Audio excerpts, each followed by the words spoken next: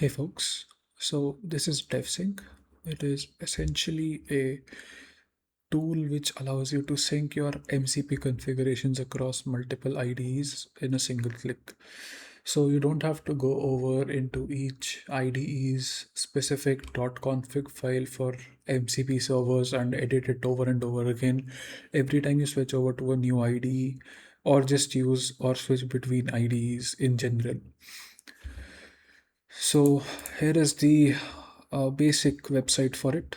It basically displays what the product does and what the product is. I will briefly show you the demo for the same. So it's essentially a one-click solution for all your MCP configurations across all the IDEs that you may use across your work or your workflows. So if you're at work and you use multiple IDEs, let's say you use Antigravity for front-end tasks and Cursor for back-end tasks, and you need to synchronize these two MCP configurations across both these IDEs, you can simply install DEVSYNQ and create a centralized MCP configuration file that can be easily synced in a single click to both or multiple IDEs that you currently have installed. So we currently support all of these IDEs. We also have this waitlist. So whenever the cloud version rolls out, you get the free access to it, like free lifetime access for the first 500 members that join the waitlist. Here are some of the FAQs. I'll just quickly hover over all of these. And it is open source as well. So I would quickly show you guys this. Here it is. It is publicly available on GitHub, so you can feel free to fork this repository and create your own extensions or add multiple IDs support or whatever you guys want to do. Here it is. And then we have obviously this landing page that I just showed you guys earlier.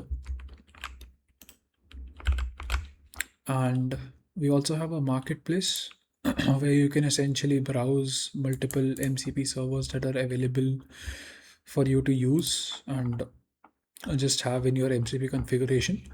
So DevSync allows you to instantly download and install these MCP servers in your centralized configuration file in just a single click. Then we have the download page.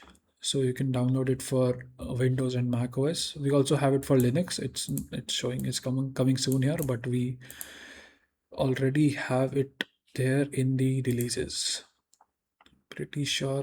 Yes, here it is. It's an app image for now. But yeah. All right, now I'll quickly go over the actual application side of things.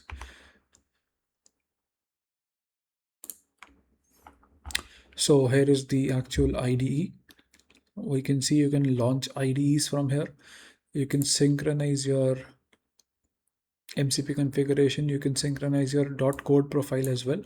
So if you are juggling between multiple IDEs and you want to have a centralized code profile that you use across all the IDEs, you can simply define one here and you can sync all of them across your configured IDEs. In my case, there are 3. Then we also have the sync all now button. So that essentially just synchronizes the MCP configuration across the multiple IDs that you have connected. Then we simply have this master configuration location. We have these IDs that are configured. And then you can also explore MCP servers from here. And you can simply hit install to install the specific configuration for that specific MCP server inside your master configuration file. So it shows installed over here now. We also have categories. We have various categories here. There are total 575 MCP servers available right now, and we are planning to add many more of them in the near future. Then we have this sync log, which essentially shows or tracks down all the changes or the synchronized tasks that have ran previously. Then we have profile sync, pretty straightforward. We have keyboard shortcuts for everything. Then we also have a light theme in case you're a light mode user. And I would switch it back to dark mode for now. We also have a process management here. So you can see which how much CPU and how much memory is our IDEs consuming and how long they have been running for, how much memory they are consuming, the process ID, we can quit them, etc. so on. Then we have this centralized API key management, which essentially allows you to enter your OpenAI API keys and synchronize them across all your IDEs that would essentially go on to use them. Not that big of a feature, but yeah, it's still there if anyone wants to use it. Then we have launch at startup, auto detect IDEs. We can turn them on or off according to our preferences. Then we also have this AI rules library here, where we can manage rules that we can add to our IDEs or configure them. So for example, .cursorrules file, claude.md, agents.md, etc. We can also create our own custom rules template here. Then we have my projects, which essentially shows all the projects that I've been working on recently.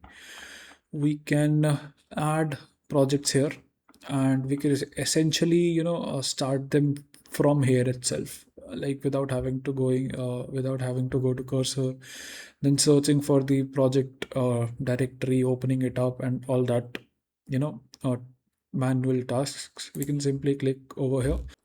So we can simply click any of the projects that are available here, and it would simply open the specific project that we clicked over in our preferred IDE. In my case, it's Cursor, so it just opened it up in Cursor.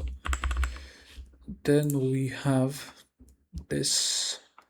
We can also choose which IDE like the application should prefer, or DEVSYNQ should prefer for a specific project. So for example, for this GPT export project, I want to use Antigravity. So it would now open it up in Antigravity instead of Cursor.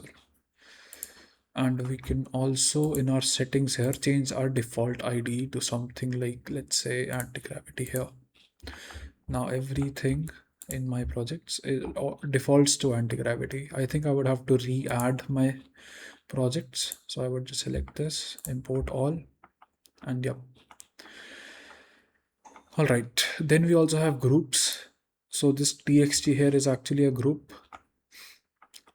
and you can essentially create groups, assign projects to a specific group, etc.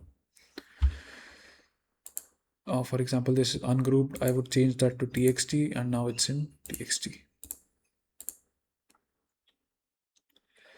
And we can add projects from here. Let's suppose I select this directory, and it would now show up over here.